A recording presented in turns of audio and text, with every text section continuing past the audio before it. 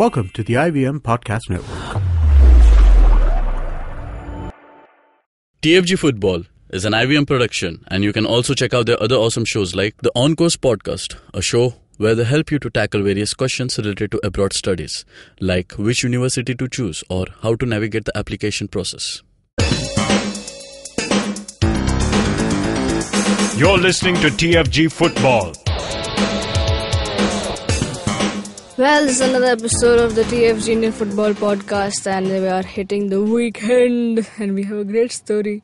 This broke out last night, yesterday I would say, during the day, and since then everybody's been like shaking their heads, their hands on their heads, and they're like, damn, what's happening? Like face palm everywhere.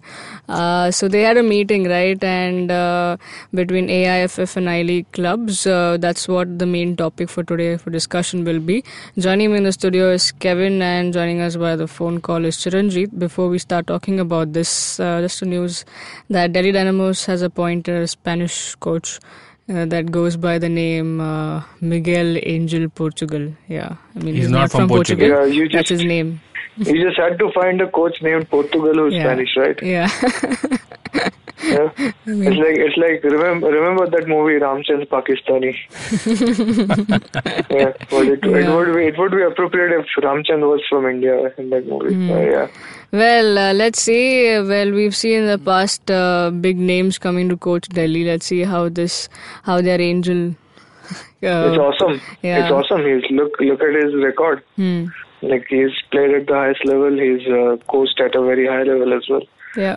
So hopefully this looks like into the right direction from Delhi Dynamos, and let's see where they take them forward. Now let's come back to the main topic discussion that we are going to look at.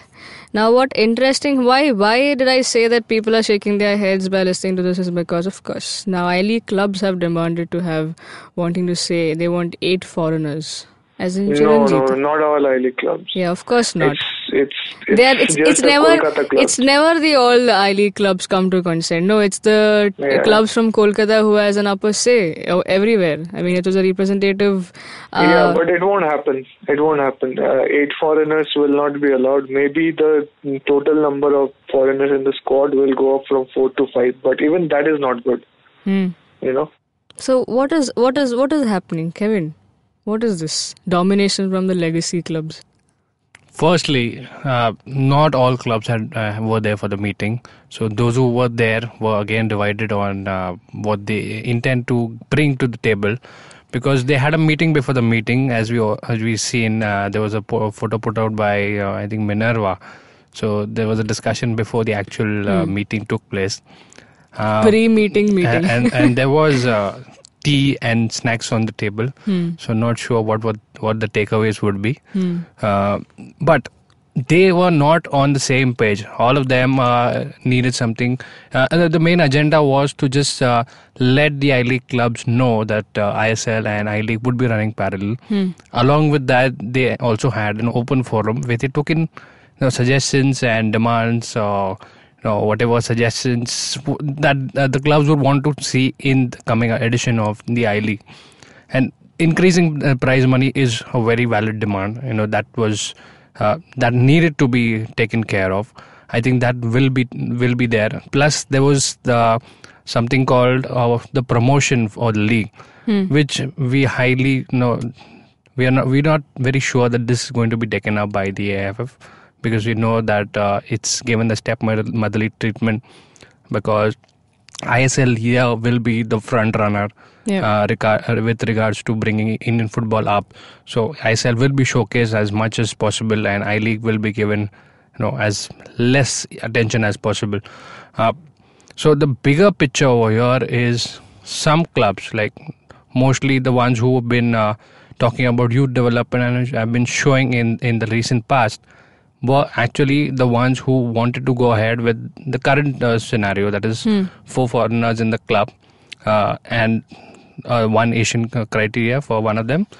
So there were some clubs who did not want that to happen. They wanted to buy into the system, spend as much as possible on the foreigners and just take the league by outspending others. That is what they wanted to do.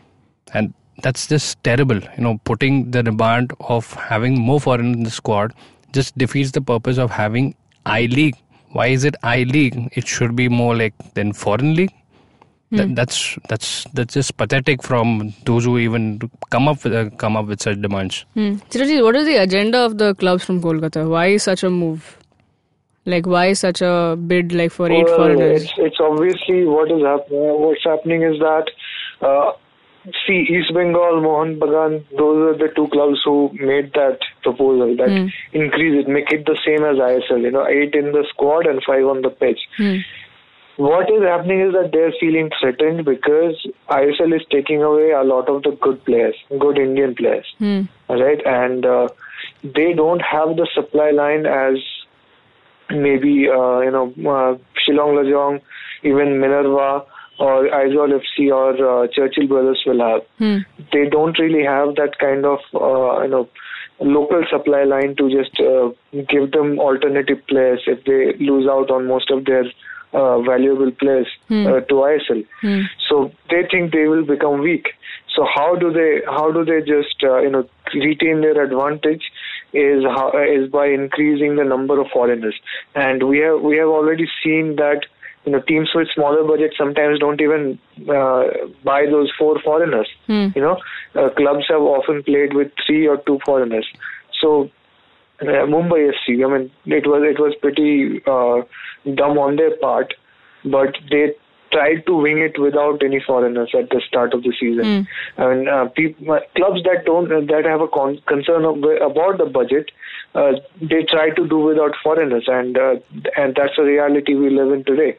And by increasing the number of foreigners, East Bengal and Mohun Bagan just wanted to retain a monetary advantage over the other clubs. Because they can spend on better foreigners, they have much better scouting abroad, and then why not play ISL? Yeah, exactly. They had an option to play, if right? The money is there, if the intention is there, if they want to win. The bid was there. There was an option. The reason they did not play in ISL was because some officials within the club were trying to hold on to their power desperately. So because of that power, the other clubs, which are low budget clubs or whatever, who have a pool of Indian players, and just when on the same day when Robert Royte and other clubs came out and said that we are vouching for Indian players and we won't go more than number in the foreign players, why when you're representing all the clubs and you're present at a meeting, why put an agenda which only favors yours? They're not representing everybody. They're representing themselves. There is no unified voice among I-League clubs. If that was the case, then IPFCA would have been a success, and ISL would be in much more open to negotiations with the clubs. But that has not happened, and I don't really see I-League clubs having a unified voice anytime in the future. But what they were doing was that they simply wanted to keep that advantage, and the second is a very misguided notion that the glamour in a league or the glamour in ISL comes from the number of foreign players. Okay, it's a very misguided idea, because it does. In the first season in ISL, they had like 12-13 foreign players in every squad. Then next season it came down to, last season it came down to 10. This season it's gonna be 8. You think anybody is gonna care or like ISL less because the number of foreigners is going down, or there are 5 foreigners on the pitch instead of 6? It's ridiculous to even think that. People don't come in to see more foreigners on the pitch. It's the quality of the foreigners that matter. Even if you have like 2 foreigners in the squad, if they are good and they deliver on the field, it's good enough. People will like that. And I don't think we are at that point where you just need big names to draw crowd. Most of the clubs are beyond that. Even ISL teams don't have to do that anymore. You don't need to show them like somebody who used to be somebody and spend big money. Even ISL teams are not realizing that, but they are beyond that. They will have their fans even if they don't have big foreigner names. Okay, if they play well, the fans will be there. And I-League clubs, these 2 clubs should realize the same, that increasing the number of foreigners in the squad will not increase the appeal of I-League. Yeah, I mean, even when you're going for foreigners, okay, just say 8 foreigners you want in the team, and just when ISL is going on, so what is the benefit? Which foreigner would you get? Every foreigner also will be attracted because ISL has more money. And just like you mentioned, it has more broadcast, more glamour.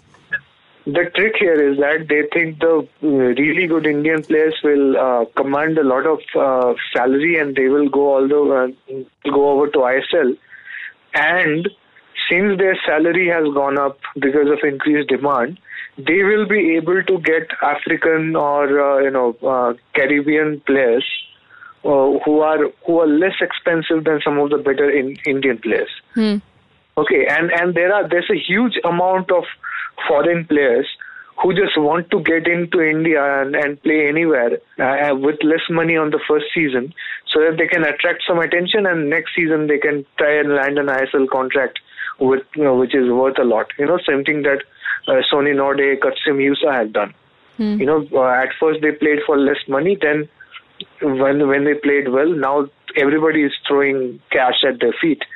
So this is what a lot of people want to do, but it makes no sense for I-League. It's because it takes away from the appeal of I-League, the very uniqueness of I-League, which is we don't have that many foreigners. We have mostly Indian players who really take up important positions in the team, and we are there by the AFC standards. We're not deviating from it, right? AFC says 4 foreigners per squad. Yeah, we have 4 foreigners per squad. We have local talent taking more center stage. So that is a very good allure for anybody who really likes Indian football. They will be interested in watching that. The only reason ISL gets more eyeballs, and this is a plain and simple fact that I don't know why I-League clubs, these East Bengal and Mohun Bagan, they don't understand yet. It's because ISL gets promoted better. That is the only thing. That is the only thing. Yeah. It has bigger marketing budget. It has better telecast quality. It's like screamed across 5 channels in 3 languages or whatever it is. And that's why people get to hear more about it, and that's why people watch it more.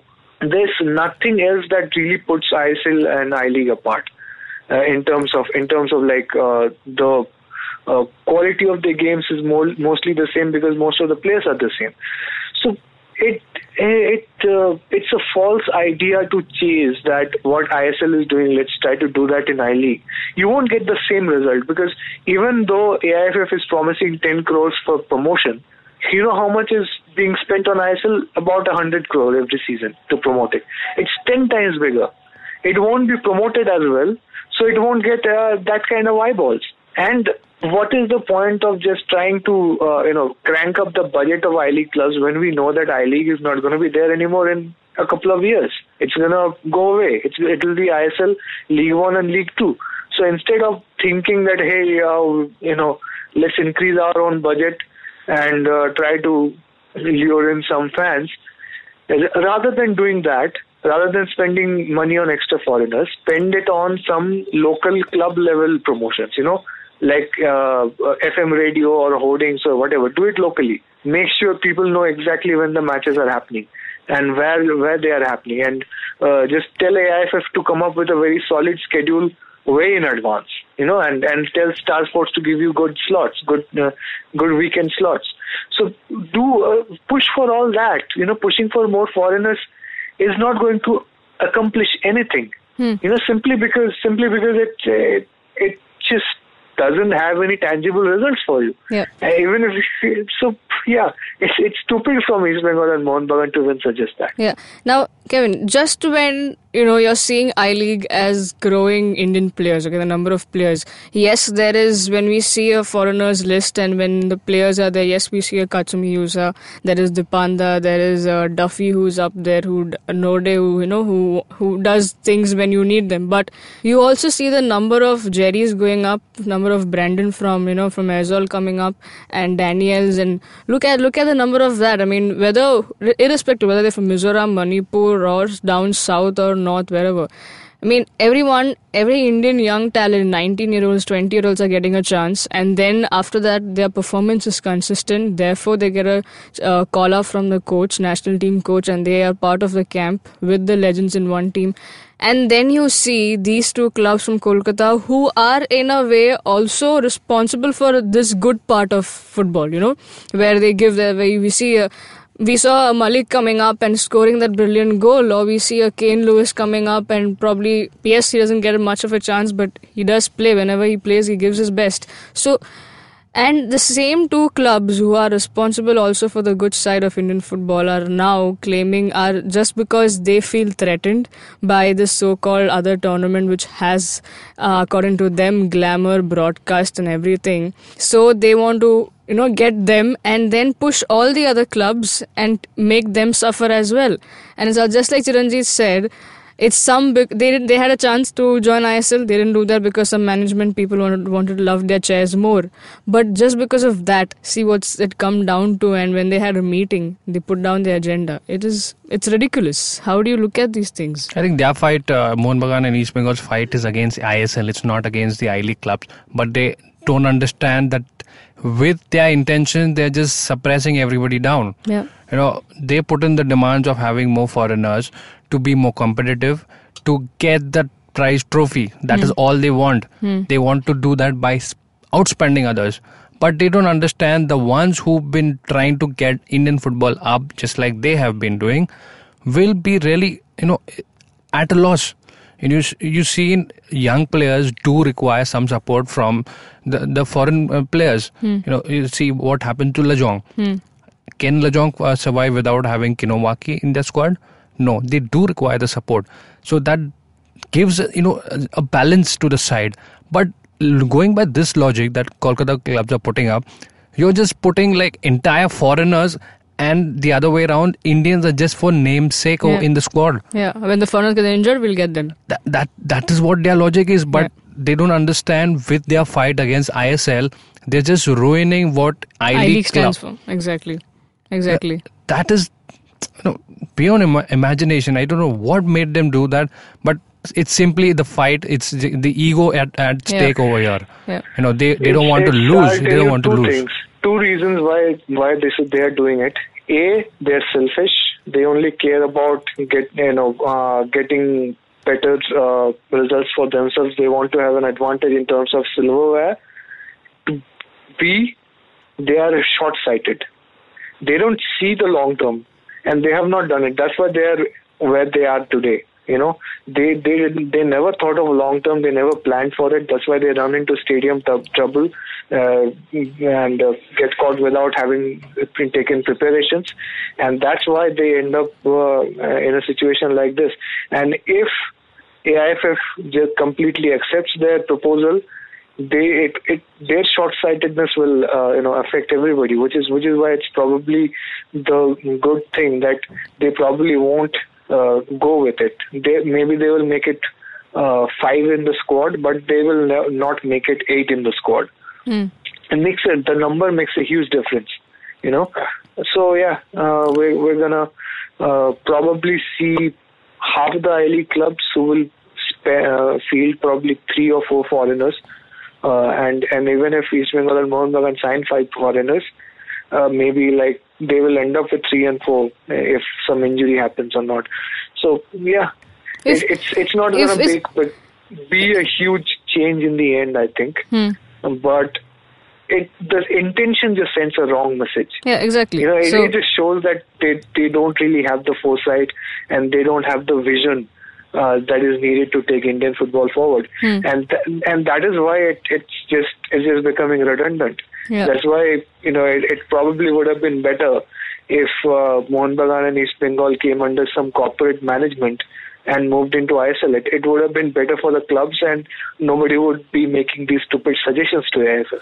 Yeah. So in both senses, it probably would have been better. If there's so much of mess and they get all this mess, why don't, they are getting everything they want and playing CFL. Okay, now both the teams are packing up their squad, getting new signings or retaining players for looking at CFL. That's the upcoming tournament. So just look at that and just pull out from whatever you want to do, take a break if you want and come back fresh, or just do something where you just kick out all those people from the management who are in love with their chairs because they just want to stay there, and get a new management altogether. Whichever sponsorship deal has come, especially for Mohun Bagan, everything has gone off the roof. I mean, nothing has worked, and because of all of that, and of course their ego, agenda and all XYZ, because of them the other clubs have to suffer. It's just ridiculous and stupid here. I think what all clubs are missing a point over here is, I'm talking about the I-League teams and the I-League clubs, is that what are you playing for? You're playing for the Continental Championship that's happening,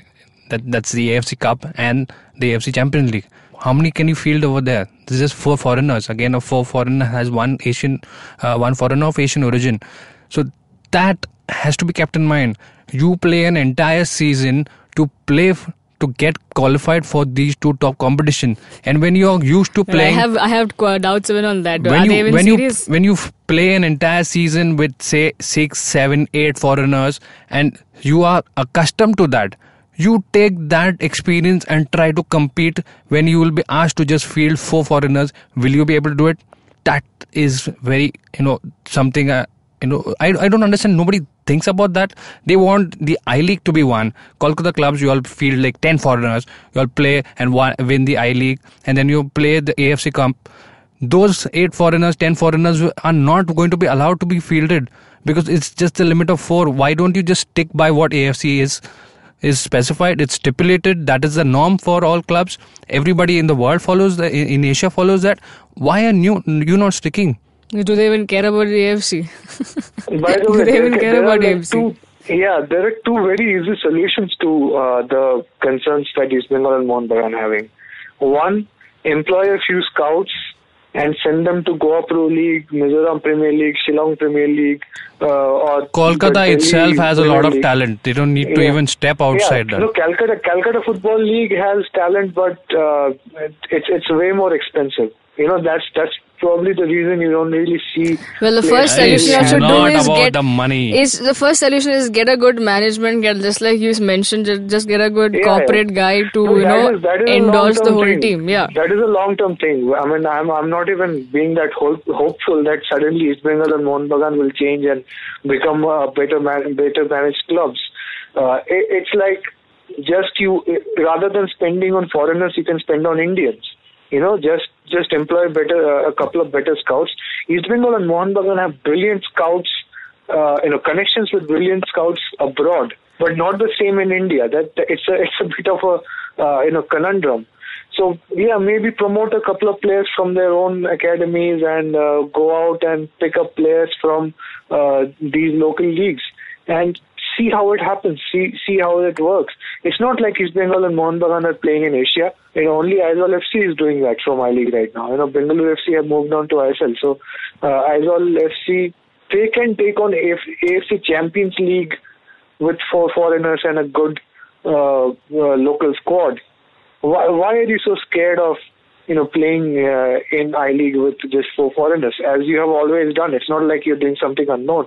You're just not changing anything. So it's just a bit, it beats me as to what exactly they're trying to accomplish. But let's just hope they don't get their way this time. Yeah, I mean, it's just utter rubbish and bullshit over here because it's the least that you expect from the clubs from Kolkata.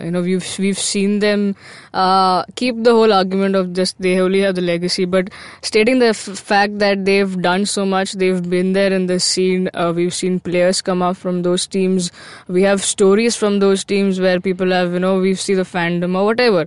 We see Kolkata as a hub for football, just like many other cities in India. And when such clubs which have so much of history react in such a way because they feel threatened, or some of the management feels they're just douchebags, I mean, I don't know. It's just stupid. That's all I can say. And just like you ended, Chiranjit, Hope that this does not get approved, because we have other clubs who are actually serious about what they are playing in. And I don't know where they will be once, ISL becomes a top division league, whether it's next year, 2-3 years down, if they're still around. But this is the time where they can still play, and they are vouching for Indian players, and they are getting more Indian talent. So I don't see a point here getting foreigners. By the way, I didn't follow Indian football to see foreigners over here. I have EPL and other stuff for that. I want to see local players from India, so I can point and say, hey, that's the guy who's going to play for my country or plays for my club. It's just there. I think I'm going to end on that note. And if you're listening to us on YouTube, like, share, subscribe, and comment in the comment sections below. Let us know your thoughts about this ridiculous step, just like you've been doing on social media. You can also listen to our show on various other podcasting apps, iTunes, Audio Boom, and SoundCloud. We can also talk to us directly on Twitter, Chiranjit Oja, Boza_Kevin, Suju Matthew 94. Read about all these stories up on our website, thefangarage.com. Have a great day, guys. Cheers.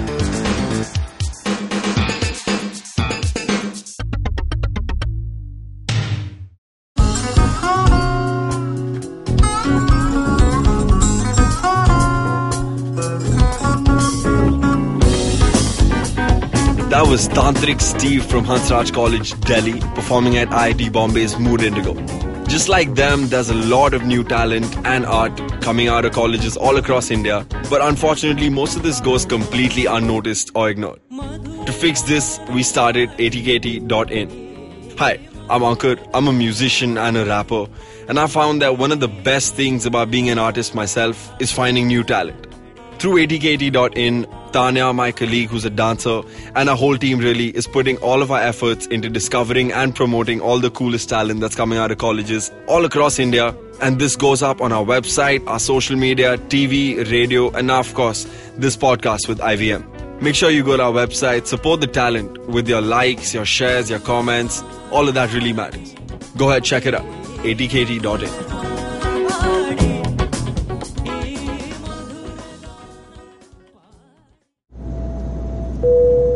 Good evening, ladies and gentlemen. This is your captain speaking. Sorry to say, but there's been a slight delay due to the apocalypse having suddenly begun.